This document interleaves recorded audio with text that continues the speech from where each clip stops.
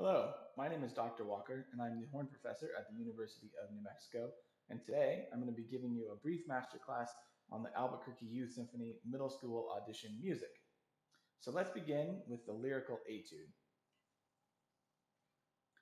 So one of the most important things that we do as horn players is play with a beautiful sound. And I think I always start every masterclass the same way.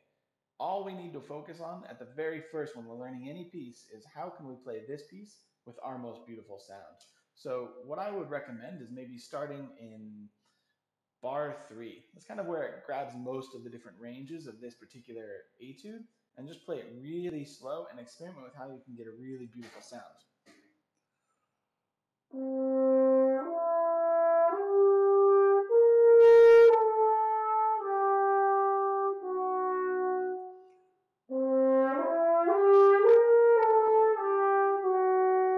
Don't worry about playing it too fast. And so some things that will help you play with a really beautiful sound is you want to take a nice deep breath. And then you want to make sure that your hand is in a really good position that helps supporting the horn but is out of the way so we can get that beautiful sound out. So sit up nice and tall and think about having or blowing hot air on your hand. That's the kind of feeling we want when we're playing with our most beautiful sound coming out of the horn.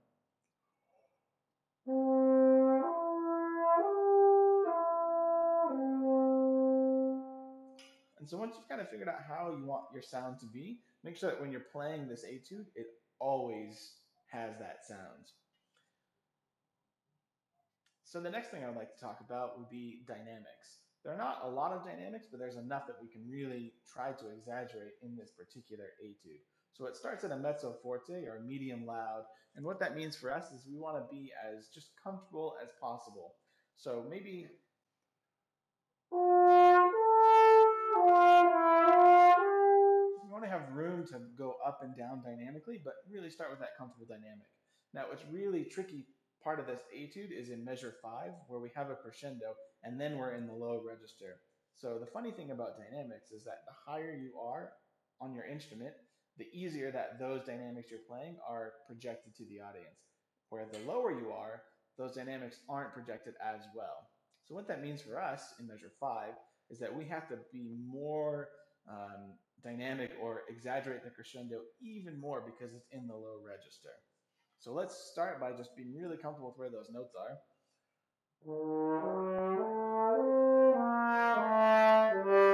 And now let's try to get a crescendo through that.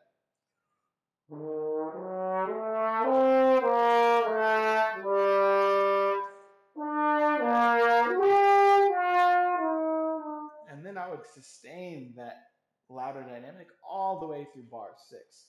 So because there's not anything marked, I like to go in and mark that in my music. So I've written in a forte for measure 6, and I write that a few times throughout measure 6, so I remember that it's forte the whole time. And then when we start a diminuendo in measure 7, it's going to be really effective for the audience. So my last piece of advice for you on this etude is to pay close attention to the articulations that are printed. So whenever there's a slur, we want to make sure we're observing that and making sure that when we are articulating, it's heard for the audition panel or the audience.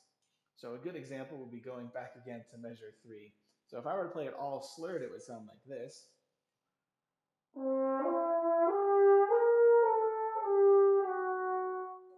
But there's that articulation halfway through the bar, so we need to make sure we hear that.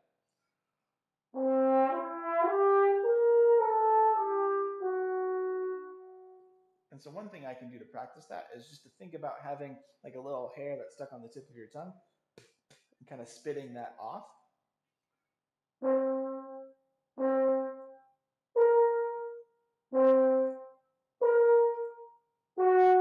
And then I would practice getting those articulations that I want on the different notes that are in that particular bar, and then just adding it into the music itself.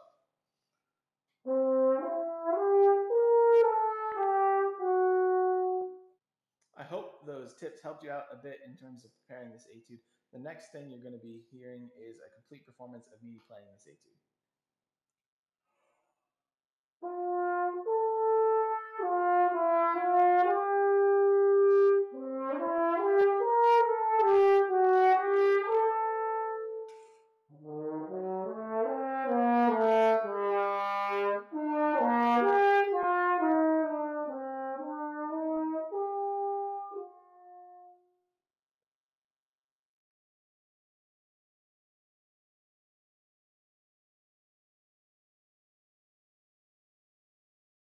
So welcome back. The next etude we're going to be talking about is the technical etude, which is etude number 2.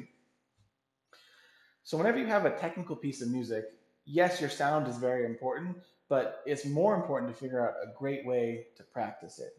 Now, in terms of practice, frequency is far more important than duration. So what that means is that you should try to practice every day for even a shorter amount of time versus practicing once a week for a very long extended period of time, especially for a technical piece, because it takes time for our brains to sort of process the information and to have it become muscle memory, which is what we're looking for.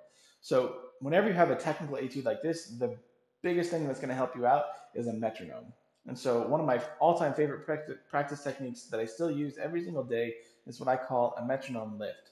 And so it's kind of like when you're going to the gym and you start out with a weight that's pretty easy that you can definitely do, and then what happens is you're going to add on more weight and try it again and add on more weight and try it again until you find the spot where that's the most amount of weight you could lift. And so what that means for a metronome is that you want to start at a very slow tempo where every note is going to be heard successfully. And then once you play it 100% correct, you're going to go back and increase the metronome just a little bit.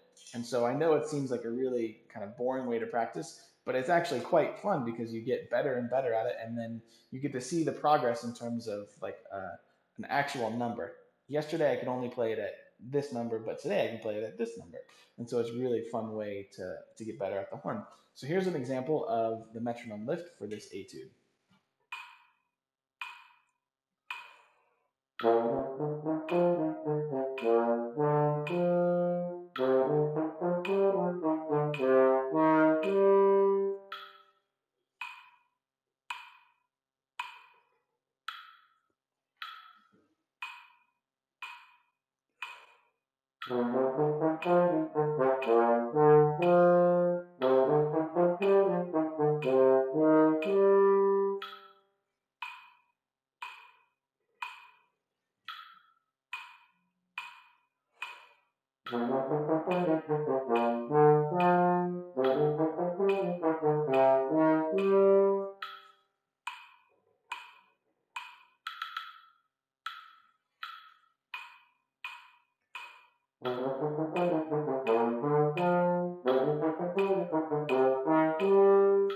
And so that was quarter note equals 85.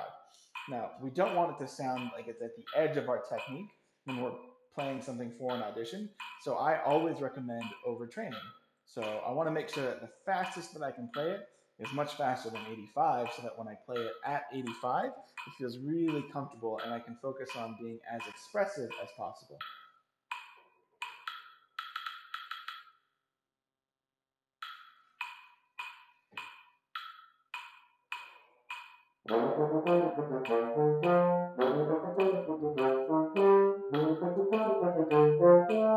So obviously that sounds almost too fast, and I don't know if I can play it much faster.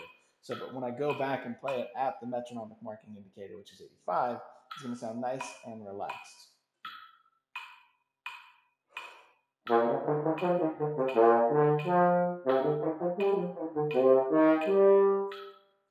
And that is the metronome lift.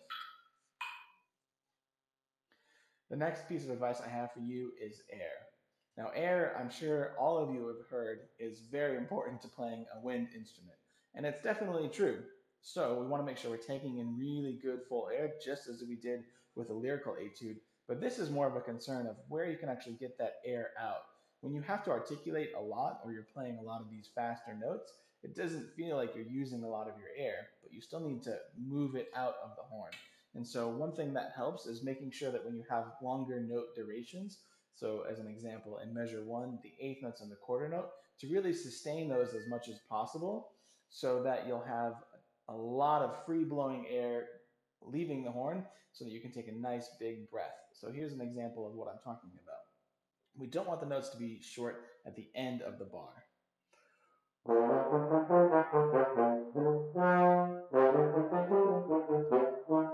It leads to what I call stagnant air, and that's not what we want. We want to have nice flowing lines still.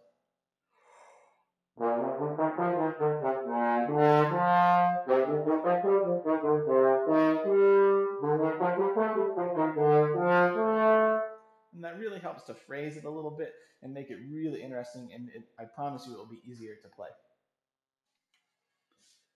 The last piece of advice I have for you is one that's going to be really easy to follow, and that's making sure that your fingers are on the edge of your valves and they're kind of in a nice arc, almost like a C.